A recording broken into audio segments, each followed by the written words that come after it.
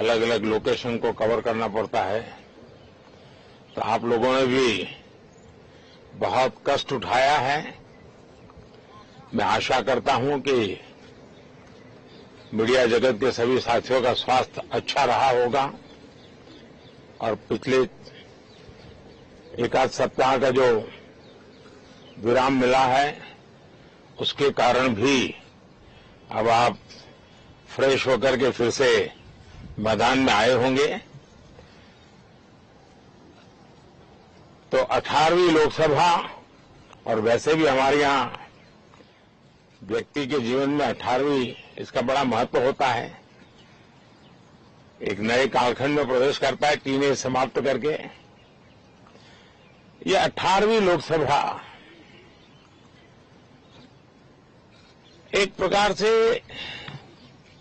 नई युवा ऊर्जा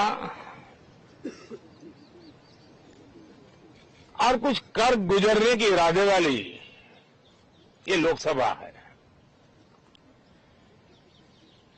और आजादी का अमृत महोत्सव के बाद का ये पहला चुनाव है और एक प्रकार से ये वो 25 वर्ष हैं जो हमारे अमृतकाल के 25 वर्ष हैं और जो 2047 देश जब आजादी की शताब्दी मनाता होगा,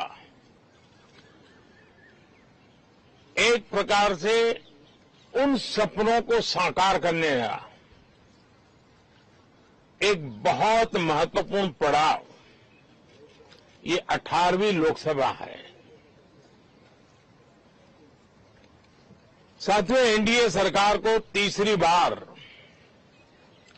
देश की सेवा करने का देशवासियों ने आदेश दिया है, अवसर दिया है। मैं देशवासियों का फिर से एक बार ये अवसर देने के लिए हृदय से आभार व्यक्त करता हूं और मैं देशवासियों को विश्वास देता हूं कि पिछले 2 टर्म में जिस गति से देश आगे बढ़ा है, समाज के हर क्षेत्र में परिवर्तन साफ साफ नजर आ रहा है। 25 करोड़ लोगों का गरीबी से बाहर आना ये अपने आप में हर भारतीय के लिए बड़ा गर्व का विषय है और मैं देशवासियों को विश्वास दिलाता हूं कि 18वीं लोकसभा में भी हमारे 5 साल के कार्यकाल में भी हम उसी गति के साथ, उतने ही समर्पण भाव से देश की आशा आकांक्षाओं को पूर्ण करने में कोई कमी नहीं रखेंगे। आज सुबह एनडीए की मीटिंग हुई थी। एनडीए के सभी साथियों ने मुझे फिर से एक बार इस दायित्व के लिए पसंद किया है और सभी एनडीए के साथियों ने राष्ट्रपति जी को इसकी जानकारी दी और राष्ट्रपति जी ने मुझे अभी बुलाया था और मुझे प्रधानमंत्री डेजिग्नेटेड के रूप में काम करने एक नियुक्ति दी है और मुझे शपथ समारोह के लिए और मंत्रिपरिषद के सदस्यों के सूची के लिए उन्होंने सूचित किया है। मोटे तौर पर मैंने राष्ट्रपति जी को कहा है कि हमें 9 तारीख शाम को सुविधा रहेगी अब बाकी डिटेल तो राष्ट्रपति भवन वर्कआउट करेगा और हम तब तक मंत्रिपरिषद की सूची राष्ट्रपति जी को सुपुर्द करेंगे। उसके बाद शपथ समारोह होगा। साथियों, सरकार एनडीए की एक प्रकार से एनडीए 1, एनडीए 2 और एनडीए 3 ये एक निरंतरता है और हमारे संकल्पों को लेकर के, सुशासन के प्रति हमारी प्रतिबद्धता को लेकर के और देश के सामान्य जन के सपनों को पूरा करने के प्रयास के रूप में इस निरंतरता को हम और अधिक ऊर्जा के साथ और अधिक व्यापक विजन के साथ आगे बढ़ाएंगे और समय सीमा में लक्ष्यों को प्राप्त करने का हमारा प्रयास रहेगा। 2014 में मैं बहुत नया था।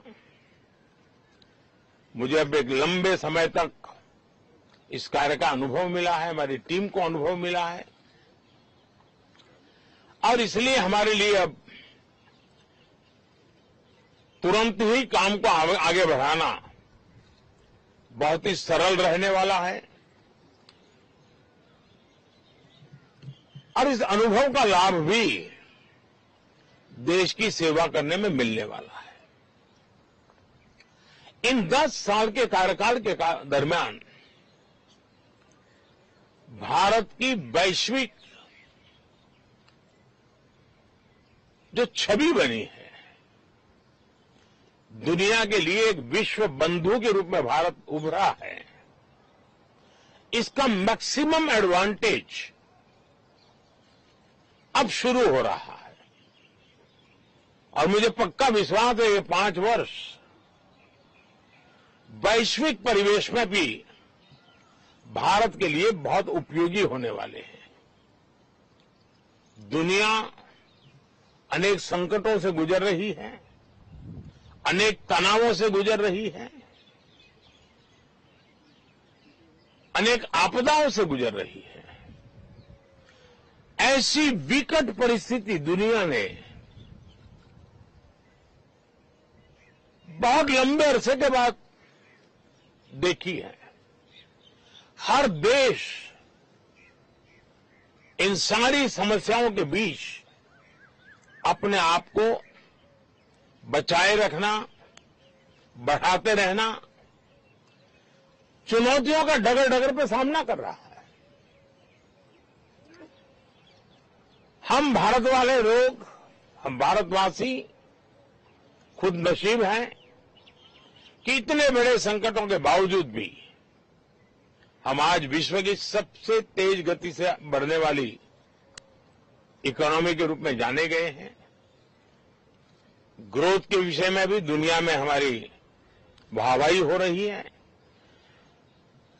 अब एक स्टेबल गवर्नमेंट मिलने के कारण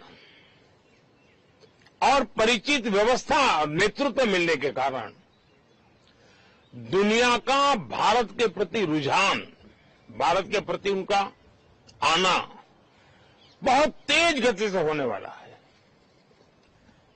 और मुझे विश्वास है कि देश के सभी राज्यों को इसका लाभ मिलेगा। देश की युवा पीढ़ी को सबसे ज्यादा लाभ मिलेगा। विकास के नए ऊंचाइयों को छूने में एक वैश्विक भागीदारी का वातावरण आने वाले 5 साल में बनने वाला है। तो इसी संकल्पों और आदर्शों के साथ हम आगे बढ़ेंगे।